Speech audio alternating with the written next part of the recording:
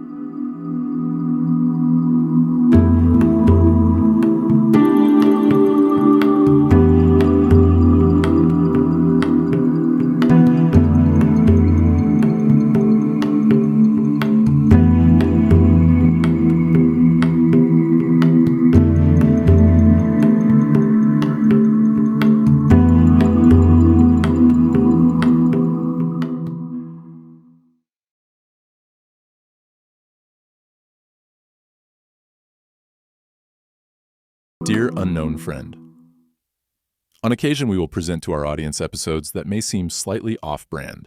These will feature paranormal, occult, and metaphysical phenomena, the vast majority of which will be true-to-life stories. For today's episode, we wish to share a segment from an upcoming book originally written in the 1980s by Richard Porter Adair called The Philosophers of the Living Fire, The Dance of Life. It is an autobiographical story with names changed for reasons only known to the author.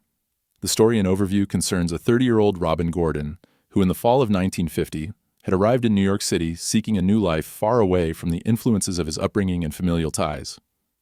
He traveled there also for the sake of a reunion with a friend and mentor he had met a few years earlier while living in Chicago.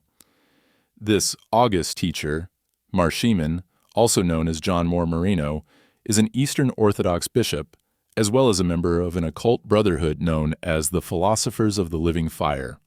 He is a man of diminutive stature, yet charismatic, and of African descent, having been born on the island of Grenada. Shimun takes Robin under his wing as a student, for he had seen a certain quality in Robin that he endeavored to help nurture.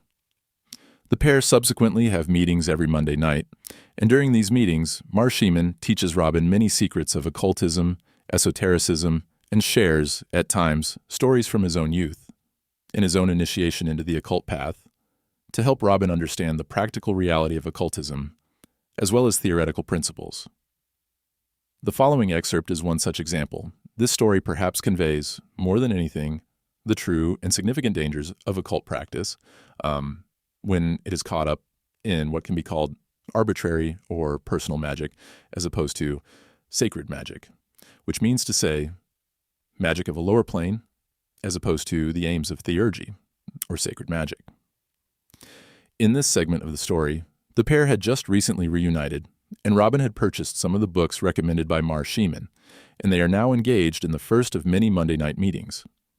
In this episode, Shimun recounts a story that took place in the 1920s. Please enjoy the show.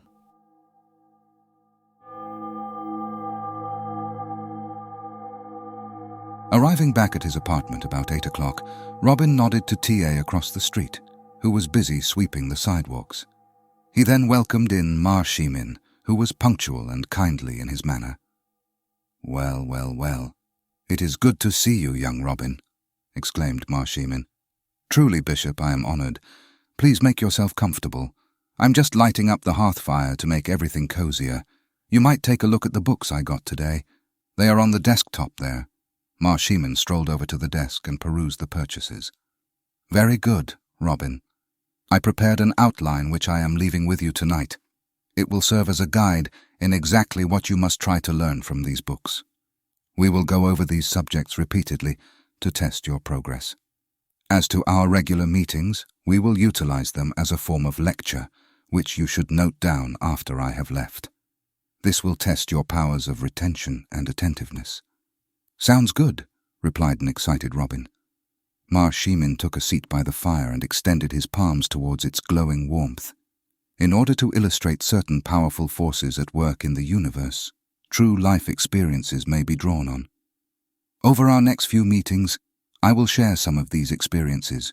Tonight, I will tell you of one I had during the years I spent in Costa Rica. Robin went to the kitchen, then returned with some ginger tea for his guest, and took a seat adjacent to the bishop. "I'm intrigued, Bishop," Robin exclaimed with enthusiasm. "Ah, ginger tea on such a cold night. What a blessing. Thank you, Robin." He carefully sipped the tea, then placed the mug on the table by his chair. "Now, Robin, I have already told you of my physician friend, Armand, who was the one who persuaded me to go to that exotic little country. Well, we went there and rented a tiny 2-story house not far from the city square. Here Armand hung out his shingle. It was not long after that our first adventure started. One afternoon, into the little surgery came a small chap with a case of dysentery. He was the last patient of the day and wanted to talk. After he commenced, Armand called me to the office. I joined him from upstairs where I had been writing. This is his story. He said, "I am Julio Mendez. Years ago, I was a servant to the household of the governor of one of the provinces. The governor was married to a devoted woman who ran a most efficient house. He was an intelligent, very ambitious man who had hopes of becoming head of the government of the whole country itself. But such ambitions require more than just intelligence and ambition. He knew this and had examined the ancient lore of my native people. This quest he had undertaken led him to many places, to many people, and to many taboos that most of society has never heard of. I knew only in general about this mission of his, but one day it all came to a head. He had a marvelous cane. He had picked it up on his inland travels somewhere, and it was his inveterate companion. He had it with him night and day for the several years I served him and his family. The cane was intricately carved and resembled a serpent. Never had I ever seen such work before. It was almost as if it were real, but in solid, petrified form. On this particular day he was in a frightful bother, pensive and rushing about. He departed in his carriage in great haste for the governor's house, but left behind the cane which had been his constant companion. A little before noon, I heard his wife scream, "A snake! A snake!" I ran to the veranda and found her beating a snake with a stick. It lay forlorn and dying on the floor. At that moment, we heard the governor's carriage approaching at full speed. As the carriage pulled up in front, the governor, not waiting for the footman to dismount, flung open the carriage door, leapt to the ground and raced onto the veranda. He yelled, my cane, where is it? I have failed. Each day I must feed it the blood of a live chicken." Seeing the expiring snake on the floor, he said to his wife, "What have you done?" She said, "I came on the veranda and found it coiled here, so I cried out and then beat it with this stick." He said, "You have killed me, for I die when it dies." Before our eyes, the snake and the man expired together. He collapsed in a heap. His wife mourned for many days, and it took much prying on my part, his personal servant, to discover the whole tale. Armand and I sat in silence, spellbound by the story, while Julio continued this fantastic tale. He said, "The governor had heard of an ancient tribe deep in the interior jungle, whose tradition spoke of magical snake canes that gave power to the possessor. He was driven to obtain one and found a guide to take him there. He returned with the cane, which gave him greater and greater power in his province. He felt he was destined for great things with but one responsibility, namely, to feed a live chicken to the snake each morning when it came to life. One day of neglect, and his end came quickly." "What a remarkable tale," said Armand. "And might I ask, who was the guide that took him to these ancient people?" "He is El Viejo, who lives near the market," said Julio. "Why do you ask?"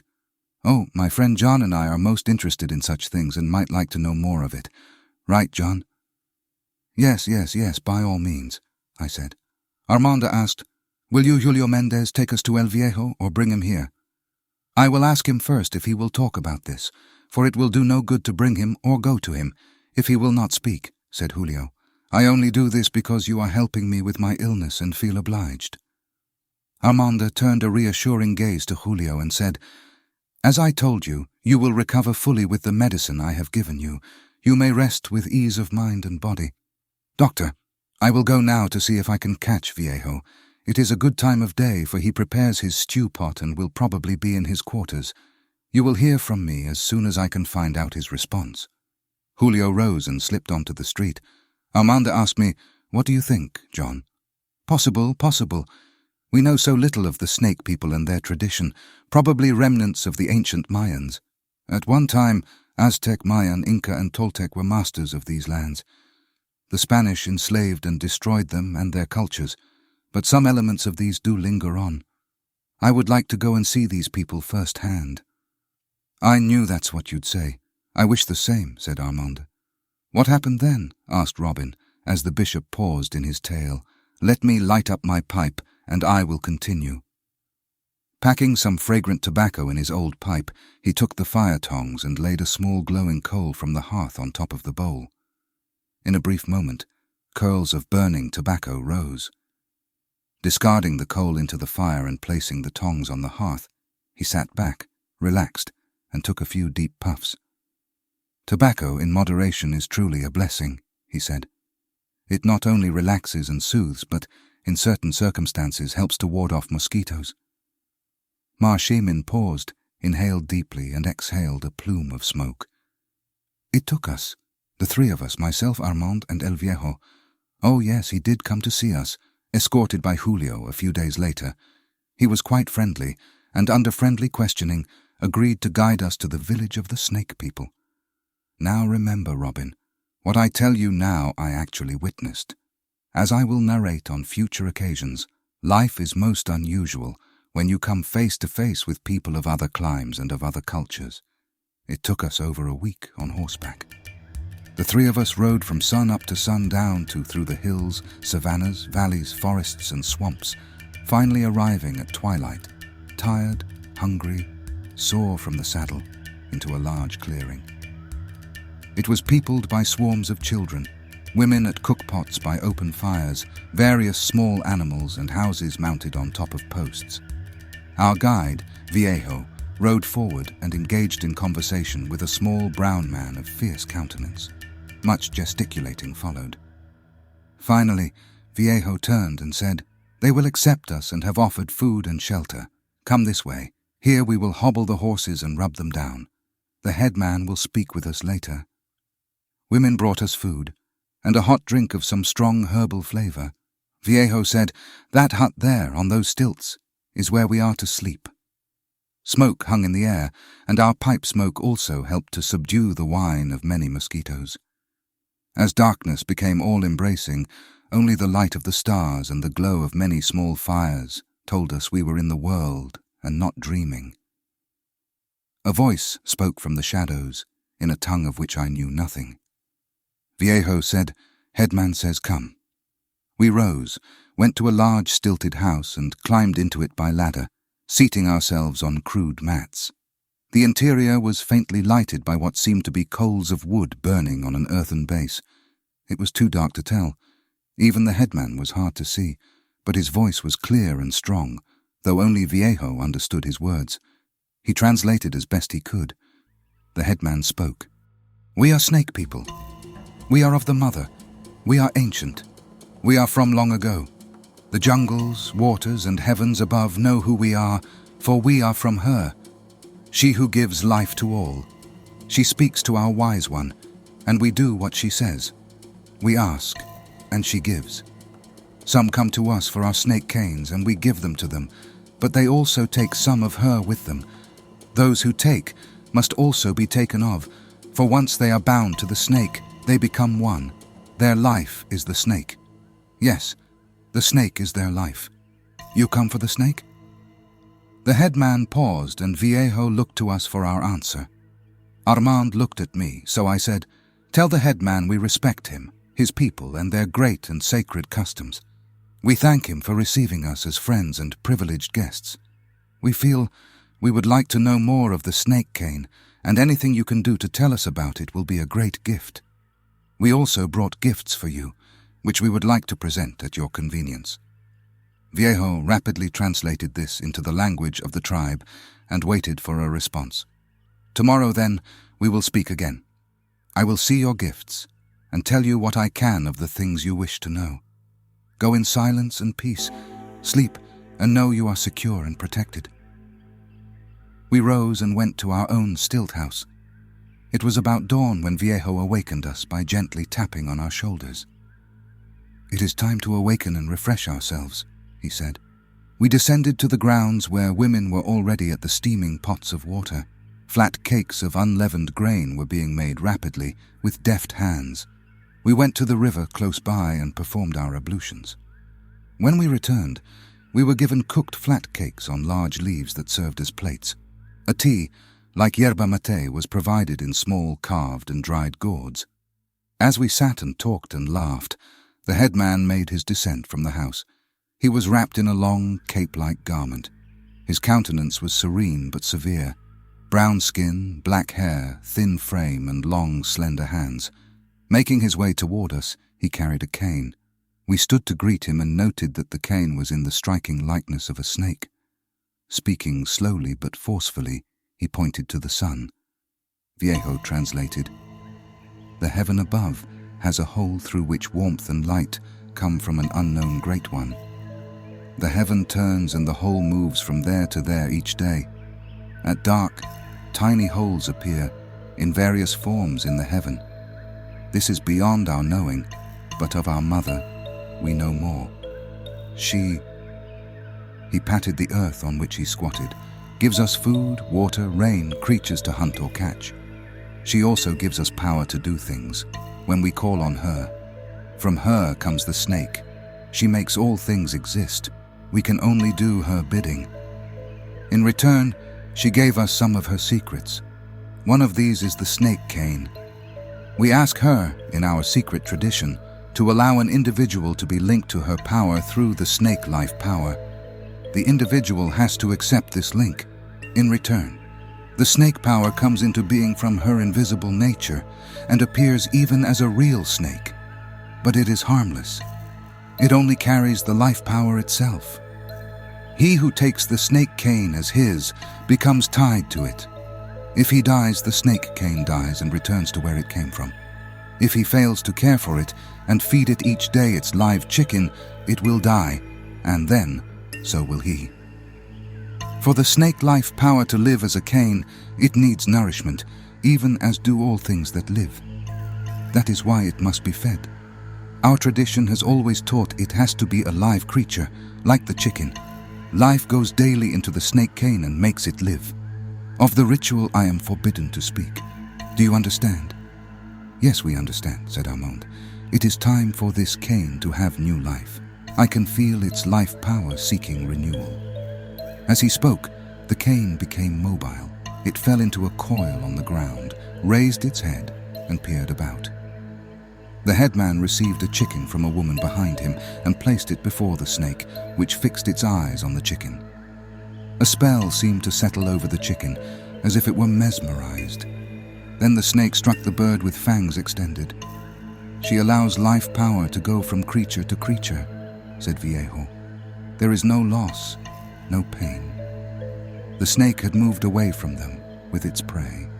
"She is gentle and kind. We only feel she is cruel, but it is the same with all life. We are born and we die, but it is merely life power changing from one thing to another. This is all I can tell you. If you seek a snake cane, a special ritual must be held." No, such is not our wish. We merely seek to know things, to understand. Our gratitude is great for your showing and telling us." So saying, Armand placed knives, metal cups, spoons, and colorful trinkets at the headman's feet. Reaching to one side, the headman pulled the replenished snake by the tail. It was no longer limp and alive, but stiff and a cane. He held it up and, using it as an aid in rising to his feet, said, Once each day, life must be renewed. And he bid us farewell. Rising, we bowed as he walked away. We left the village soon after witnessing this marvel and returned to the city. Shimun, having finished his story, rose to his feet with the aid of his own cane. He took a piece of paper out of his pocket and held it out for Robin to take. So, Robin, I'm leaving you to consider what I have told you, and perhaps reflect on the law of cause and effect, or law of compensation in this regard. I must now take my leave, but do get to practicing the ritual of the pentagram. Here are the instructions. Follow them with great care to detail, until the next time we meet. Robin escorted the bishop out onto the sidewalk and across to the avenue, where he saw him safely onto an uptown bus. "Thank you, Bishop," he called. Returning to the apartment, Robin plopped into a chair and stared into space. He began to reflect on the many tales he had heard of Caribbean, African, Indian, and Spanish lore. Dear unknown friend, this is all we will share from the novel for this episode, but we will share more of Shimun's stories throughout the new year. Happy holidays, and may grace, gratitude, and abundance be yours. So mote it be.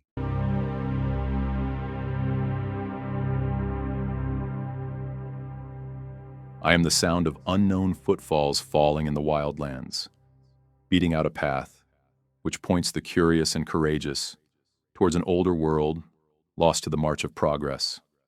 An older world that still exists just outside the straight lines and composite verticality of what you believe is civilization. Halt and listen, friend, for just beyond the raucous din of collective modernity, the moon-bathed forests, deep-flowing rivers, and the high snow-covered peaks call out to you in dreams, born of the heart, with the words, "Come home." Dear unknown friend, happy holidays. Today, we will once again explore something different than our first several episodes. In 1958, Carl Jung wrote his essay on flying saucers, and while he seemed convinced of their reality as physical phenomena, he also considered them from a psychological and archetypal standpoint. The common shape of these objects being circular suggests the archetype of the self, wholeness, and perfection. He even mentioned the possibility of a savior archetype being projected upon these objects, which is clearly the case in many New Age circles today. However, UFOs would appear to be far from merely a modern phenomenon. All the way back to ancient Sumeria, Alexander the Great, and the Renaissance, we find reports and depictions of strange objects in the sky. In the Basel broadsheet from 1566, it was reported that on August 7th of that year, strange objects appeared in the sky that, at times, like today, were reported as moving at incredible speeds. Jung explored the issue from many angles. Today, one of our producers, Brother Amplius, will explore the phenomenon of Sasquatch in this same spirit. Please enjoy the show.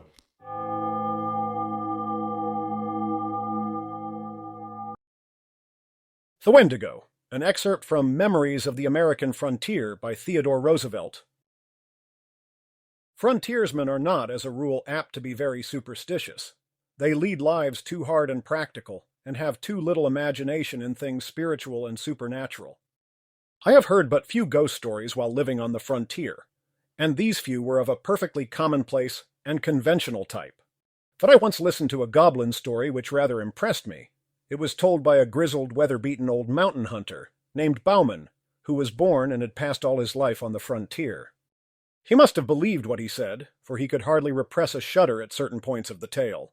For he was of German ancestry, and in childhood had doubtless been saturated with all kinds of ghost and goblin lore, so that many fearsome superstitions were latent in his mind. Besides, he knew well the stories told by the Indian medicine men in their winter camps, of the snow walkers and the specters, and the formless evil beings that haunt the forest depths, and dog and waylay the lonely wanderer who after nightfall passes through the regions where they lurk.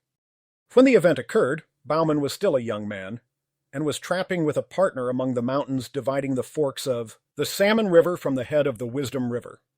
Not having had much luck, he and his partner determined to go up into a particularly wild and lonely pass, through which ran a small stream said to contain many beaver. The pass had an evil reputation, because the year before a solitary hunter who had wandered into it was there slain, seemingly by a wild beast, the half-eaten remains being afterwards found by some mining prospectors, who had passed his camp only the night before. The memory of this event, however, weighed very lightly with the two trappers, who were as adventurous and hardy as others of their kind. They took their two lean mountain ponies to the foot of the pass, where they left them in an open beaver meadow, the rocky timber-clad ground being from thence onwards impracticable for horses. They then struck out on foot through the vast, gloomy forest. In about 4 hours they reached a little open glade where they concluded to camp, as signs of game were plenty. There was still an hour or two of daylight left, and after building a brush lean-to and throwing down and opening their packs, they started upstream. The country was very dense and hard to travel through, as there was much down timber. Here and there the somber woodland was broken by small glades of mountain grass. At dusk, they again reached camp. The glade in which it was pitched was not many yards wide, the tall, close-set pines and firs rising round it like a wall. On one side was a little stream, beyond which rose the steep mountain slopes, covered with the unbroken growth of the evergreen forest. They were surprised to find that during their short absence, something, apparently a bear, had visited camp and had rummaged about among their things, scattering the contents of their packs, and in sheer wantonness destroying their lean-to. The footprints of the beast were quite plain, but at first they paid no particular heed to them, busying themselves with rebuilding the lean-to, laying out their beds and stores, and lighting the fire. While Bauman was making ready supper, it being already dark, his companion began to examine the tracks more closely, and soon took a brand from the fire to follow them up, where the intruder had walked along a game trail after leaving the camp. When the brand flickered out, he returned and took another, repeating his inspection of the footprints very closely. Coming back to the fire, he stood by it a minute or two, peering out into the darkness, and suddenly remarked, "Bauman, that bear has been walking on 2 legs." Bauman laughed at this, but his partner insisted that he was right, and upon again examining the tracks with a torch, they certainly did seem to be made by but 2 paws, or feet. However, it was too dark to make sure. After discussing whether the footprints could possibly be those of a human being, and concluding that they could not be, the 2 men rolled up in their blankets and went to sleep under the lean-to. At midnight, Bauman was awakened by some noise and sat up in his blankets. As he did so, his nostrils were struck by a strong, wild beast odor, and he caught the loom of a great body in the darkness at the mouth of the lean-to. Grasping his rifle, he fired at the vague, threatening shadow, but must have missed, for immediately afterwards he heard the smashing of the underwood as the thing, whatever it was, rushed off into the impenetrable blackness of the forest and the night. After this, the 2 men slept but little, sitting up by the rekindled fire, but they heard nothing more. In the morning they started out to look at the few traps they had set the previous evening, and to put out new ones. By an unspoken agreement they kept together all day, and returned to camp towards evening. On nearing it, they saw, hardly to their astonishment, that the lean-to had been again torn down. The visitor of the preceding day had returned, and in wanton malice had tossed about their camp kit and bedding, and destroyed the shanty. The ground was marked up by its tracks, and on leaving the camp it had gone along the soft earth by the brook, where the footprints were as plain as if on snow, and after a careful scrutiny of the trail, it certainly did seem as if, whatever the thing was, it had walked off on but 2 legs. The men, thoroughly uneasy, gathered a great heap of dead logs and kept up a roaring fire throughout the night, one or the other sitting on guard most of the time. About midnight, the thing came down through the forest opposite, across the brook, and stayed there on the hillside for nearly an hour. They could hear the branches crackle as it moved about, and several times it uttered a harsh, grating, long-drawn moan, a peculiarly sinister sound. Yet it did not venture near the fire. In the morning, the 2 trappers, after discussing the strange events of the last 36 hours, decided that they would shoulder their packs and leave the valley that afternoon. They were the more ready to do this because, despite seeing a good deal of game sign, they had caught very little fur. However, it was necessary first to go along the line of their traps and gather them, and this they started out to do. All the morning they kept together, picking up trap after trap, each one empty. On first leaving camp they had the disagreeable sensation of being followed. In the dense spruce thickets they occasionally heard a branch snap after they had passed, and now and then there were slight rustling noises among the small pines to one side of them. At noon they were back within a couple of miles of camp, In the high bright sunlight, their fears seemed absurd to the two armed men, accustomed as they were, through long years of lonely wandering in the wilderness, to face every kind of danger from man, brute, or element. There were still 3 beaver traps to collect from a little pond in a wide ravine nearby. Bauman volunteered to gather these and bring them in, while his companion went ahead to camp and made ready the packs. On reaching the pond, Bauman found 3 beaver in the traps, one of which had been pulled loose and carried into a beaver house. He took several hours in securing and preparing the beaver, and when he started homewards, he marked with some uneasiness how low the sun was getting. As he hurried towards camp under the tall trees, the silence and desolation of the forest weighed on him. His feet made no sound on the pine needles, and the slanting sun rays, striking through among the straight trunks, made a gray twilight in which objects at a distance glimmer indistinctly.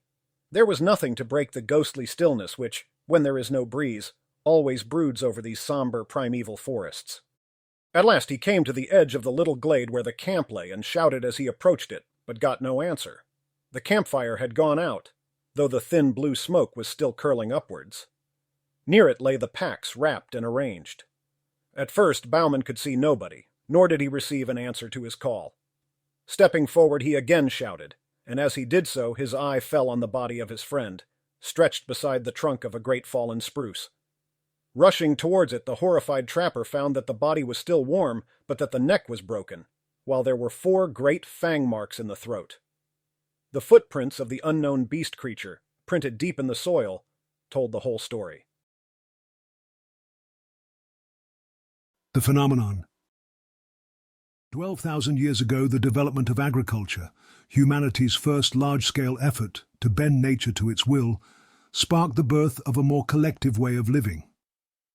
Over the millennia, the inventiveness of the human mind has continued to conjure up ways to remake our environment and move humanity ever further away from its place in the order of the natural world. The Industrial Revolution, which brought with it advances in automation and large-scale production, replaced traditional craftsmen with machines. The ensuing erosion of the relative personal autonomy and parity that had appeared in the aftermath of the bubonic plague had a profound effect on working-class people, who once again became a disposable resource, subject to the whims of wealthy industrialists rather than the kings and lords of old. From the wheel to the internet, creations designed to bring expediency and convenience have aided in shielding us all from contact with nature and the immediacy of experience contained therein. Today, we find ourselves well into the digital age.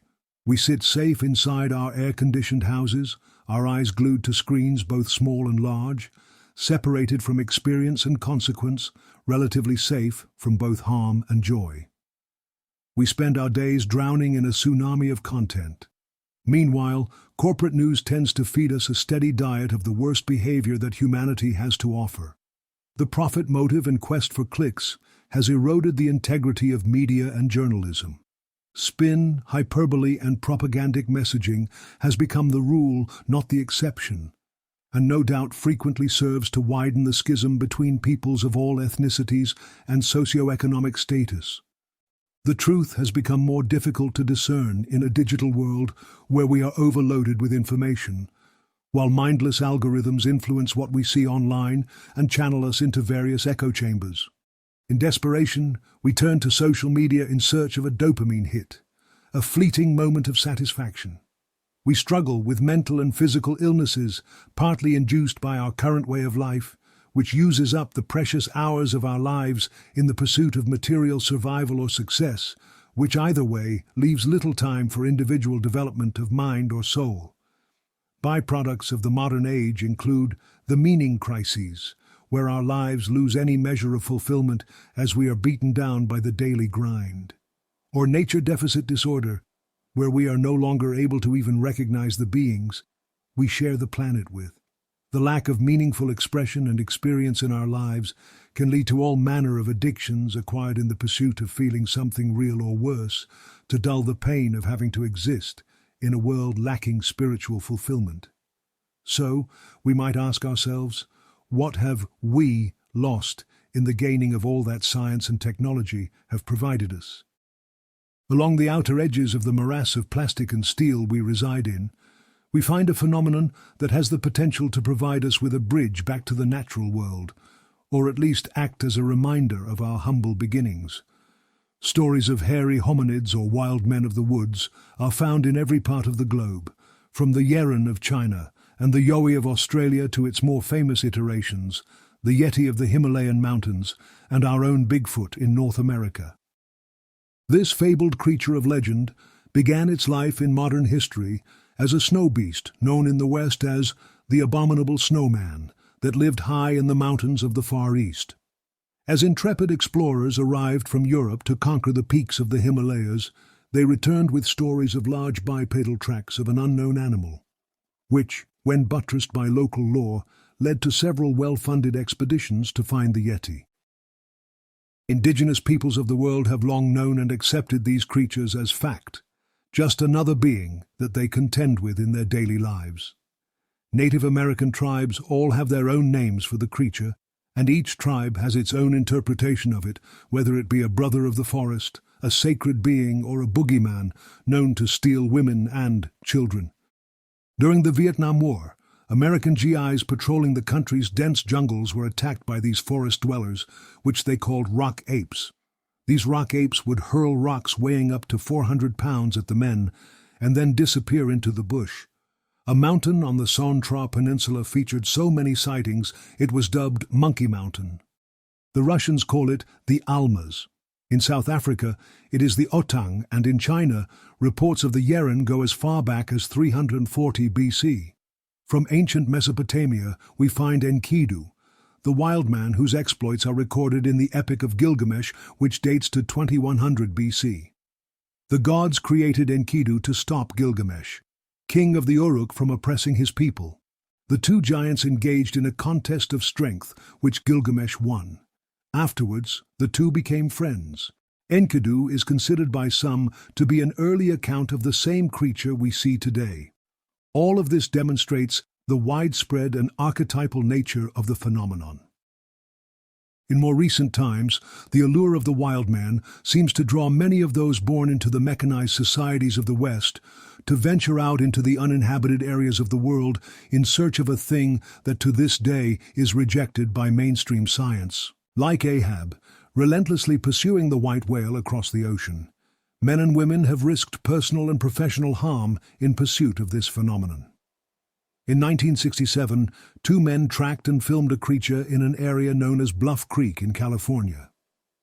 This piece of grainy 16mm footage became known as the Patterson-Gimlin film. The film, which has since been featured in all manner of media through to today, lit the fires of our imaginations. Other pieces of blurry film footage, track casts, hair samples, recordings of unidentified vocalizations, and hundreds of eyewitness testimony are the embers that keep the fire of both belief and scorn alive. The iconography of the phenomenon is universal. A large bipedal hair-covered creature appears to wander through the world's remaining wild spaces, one which occasionally stumbles into our view. Credited with a high degree of intelligence and adaptability, considering the wide variety of habitats it allegedly occupies, some have suggested that these creatures have access to more otherworldly powers than simple woodcraft. More than one eyewitness has reported instances of telepathy, invisibility, and teleportation.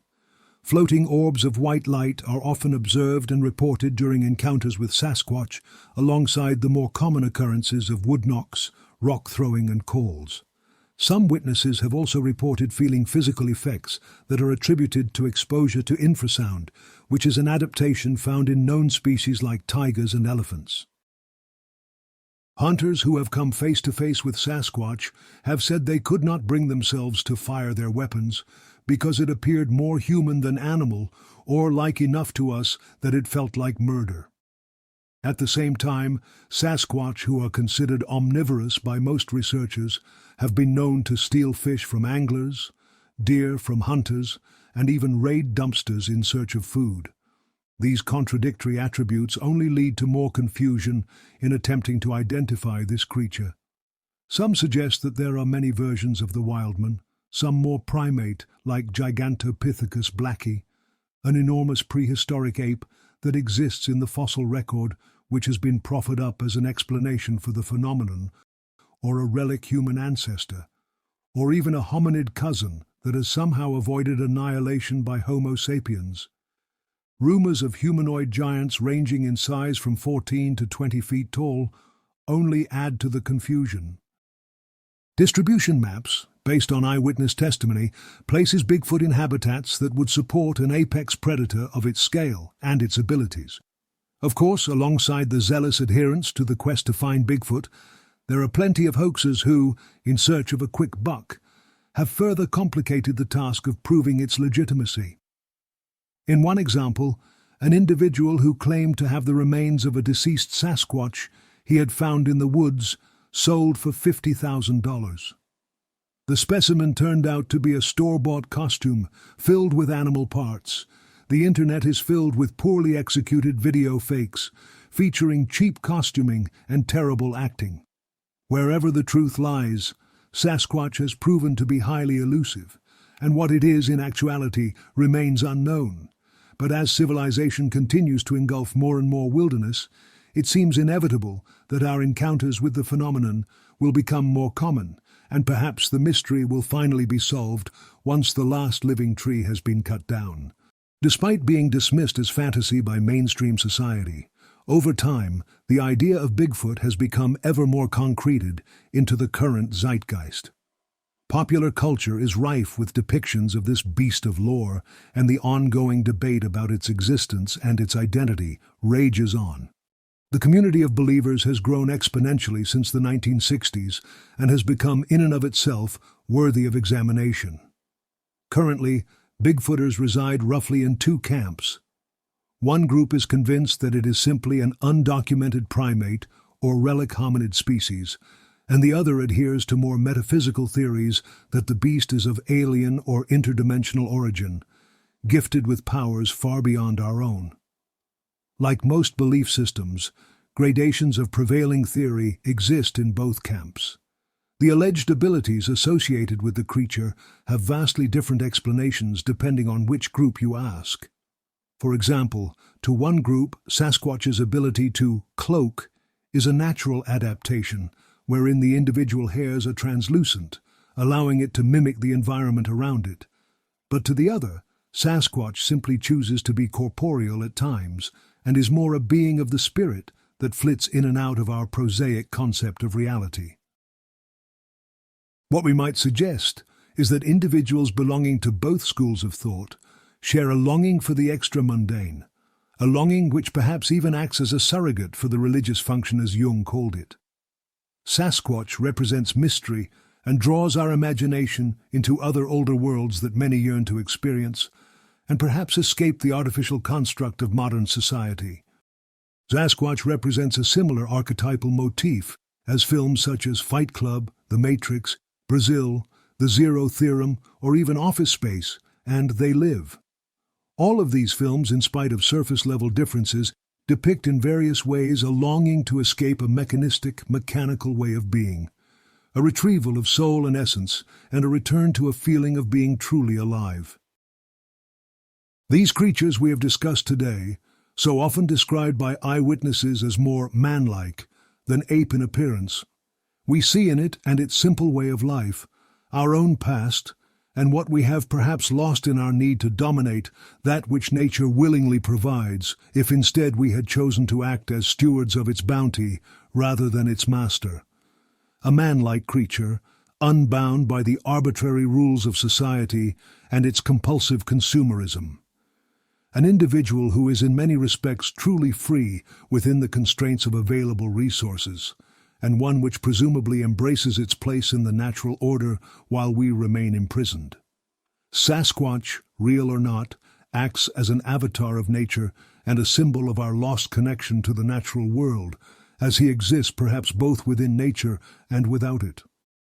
Bigfoot's physical attributes and behavior are often recognizable features of known primates, but the supernatural elements of the phenomenon simultaneously place it outside of accepted scientific reality, much like we humans who occupy the interstitial spaces between spirit and matter. In this way, Sasquatch mirrors us more closely than any other being on the planet, if in a more visceral way. Let us end with this. If and when the source of the mystery is uncovered, the lives of all those that are invested in the search for Bigfoot may well lose their verve and color. Hence, we might pray that such a mystery remains just out of reach, a fire in the mind's eye, pushing us to search for realms that exist beyond the ability of our five senses to detect, to step with confidence beyond the boundaries of the physical plane and into the unknown.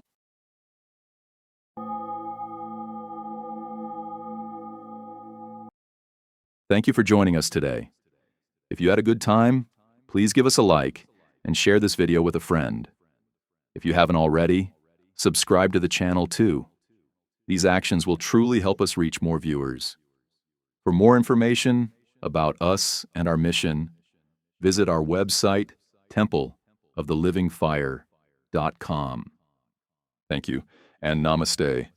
The philosophers of the living fire